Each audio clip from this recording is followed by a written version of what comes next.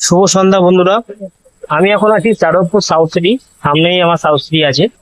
তো কিছুক্ষণ আগে আমি বিকেলের টিফিনটা করছিলাম যাদবপুরের একটা দোকান থেকে। তো ওখানে খেতে খেতে একজনের সঙ্গে ছোট্ট একটা আলাপ হলো। তো আলাপ হতে হতে আমার পকেটে ছিল মোবাইলটা, একটা অর্ডার ঢুকেছে।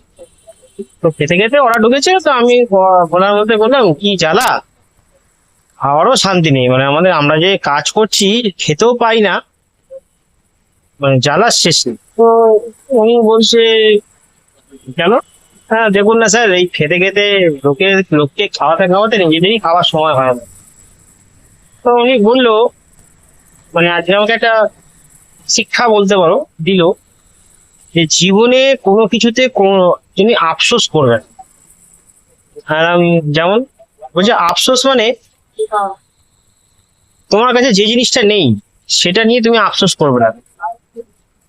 তোমার কাছে গাড়ি নেই, আফসোস করো না। তোমার কাছে বাড়ি নেই, আফসোস করো না।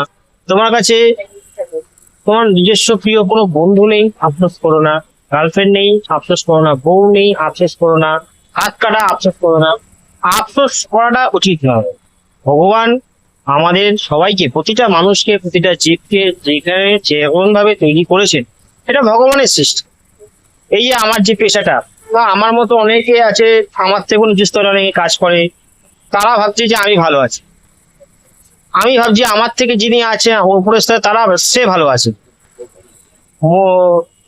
আম্বানির মালিক ভাবছে মোদিজি ভালো আছে, মোদিজি ভাবছে মমতাজি ভালো আছে, কিন্তু আলটিমেটলি দিন শেষে গিয়ে কেউ ভালো নেই, এটা মানতে হবে। তো উনি বলছেন এই যে তোমার কাছে যে জিনিসটা নেই সেটা নিয়ে আফসোস করে লাভ নেই, যে জিনিসটা আছে সেটা নিয়ে আরো কিভাবে এগোনো যায় সেই চিন্তা রাখো। আর ভগবানকে ধন্যবাদ দাও যে এই জীবনটা দেওয়ার জন্য।